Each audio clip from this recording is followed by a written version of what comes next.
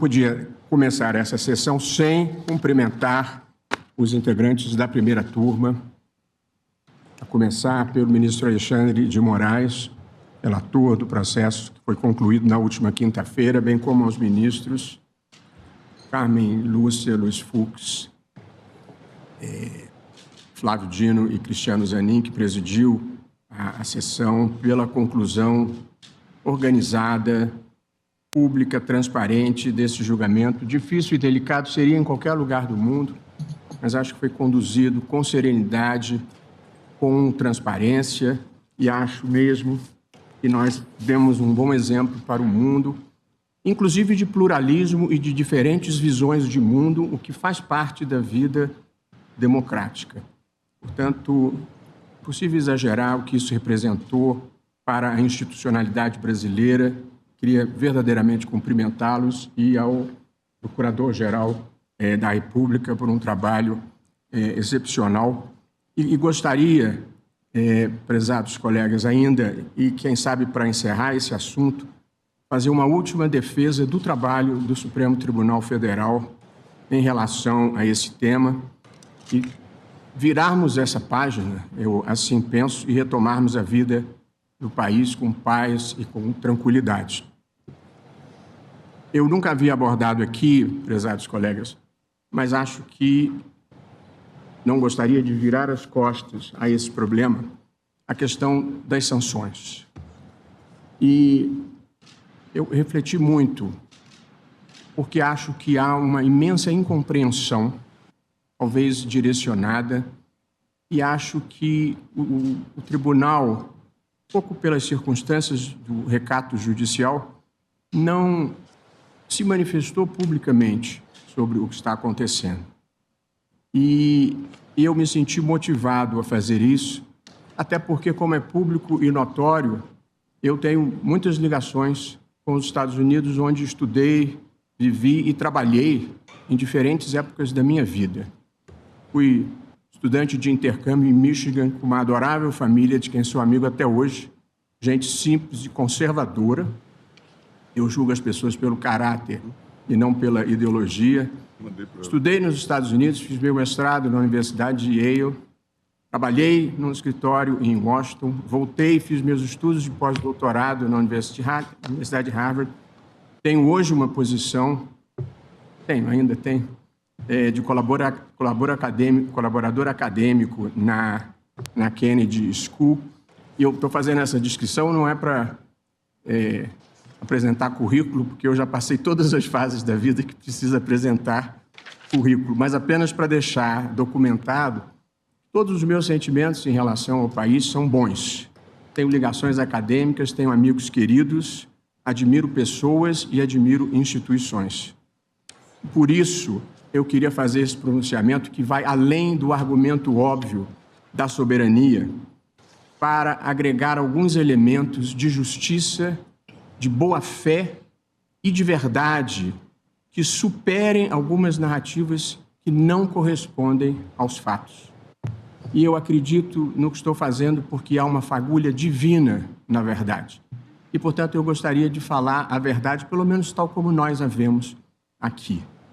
E, portanto, a narrativa correta. No Brasil, não existe censura. Simplesmente não é um fato. Eu afirmaria que vigora a mais plena liberdade de expressão. Eu sou uma pessoa que leio de tudo, todos os dias. E eu recebo diariamente, como muitos de nós possivelmente, manifestações em veículos de imprensa e em blogs com as críticas mais ácidas ao governo, mais ácidas ao Congresso e, sobretudo, ao Supremo Tribunal Federal. Muitas delas grosseiras e ofensivas. Todos esses veículos continuam no ar, sem qualquer tipo de abalo. Lê quem quer, acredita quem quer. A ideia de que no Brasil existe censura simplesmente não corresponde à realidade de qualquer pessoa que esteja no país prestando atenção no que aconteça. As remoções de conteúdo, segundo mais uma vez explicou o ministro Alexandre de Moraes, se referiam a crimes de ameaça, não crimes de opinião. O exemplo mais emblemático era o da postagem que fornecia o endereço do delegado que conduzia determinado inquérito, com o nome de sua mulher, de seus filhos, e convocava as pessoas para irem hostilizá-lo e ameaçá-lo.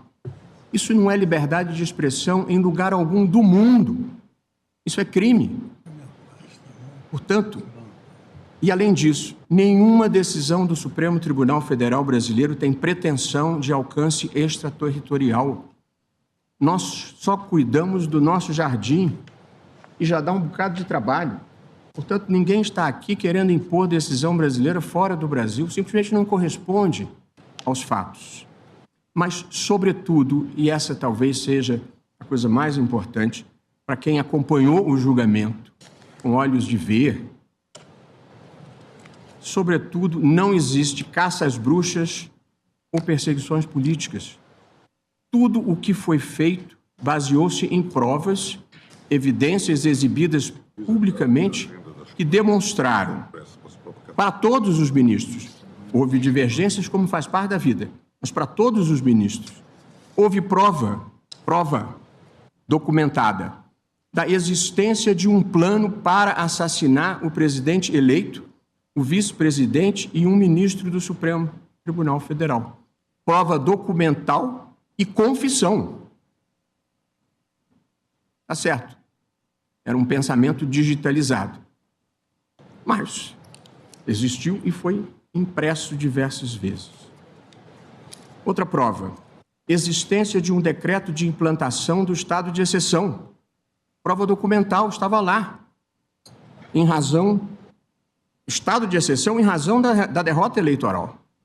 E um discurso pós-golpe. O documento existia, estava lá. Houve ordem para mudar o relatório das Forças Armadas que constatou a inexistência de fraude, prova inconteste. Houve incentivo governamental a acampamentos em portas de quartéis militares pedindo golpe de Estado provado. Houve colaboração premiada, detalhando diversas fases do esquema. Todos esses foram fatos comprovados e unanimemente reconhecidos. Houve divergência quanto à extensão da autoria e da participação, mas houve condenação por esses fatos.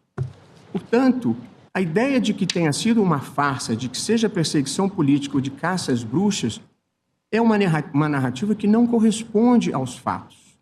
E, portanto, acho que é meu papel como presidente do Supremo restabelecer a verdade dos fatos, porque é o máximo que a gente pode fazer na vida, restabelecer a verdade dos fatos. Portanto, nesse contexto, é profundamente injusto punir o Brasil, punir os brasileiros, punir as empresas brasileiras, punir os trabalhadores brasileiros por uma decisão que foi amplamente baseada em provas acompanhadas por toda a imprensa internacional. E também não é justo punir os ministros que, com coragem e independência, cumpriram o seu papel. No Brasil, a ampla maioria da sociedade reconhece que houve uma tentativa de golpe e que foi importante julgar os seus responsáveis. Essa é a verdade dos fatos, contada objetivamente, sem adjetivos. Portanto, esse pronunciamento é um chamamento ao diálogo e à compreensão pelo bem dos nossos países e de uma longa amizade e da justiça que, em nome da Constituição e das leis, esse tribunal, por juízes independentes e corajosos, conseguiu fazer.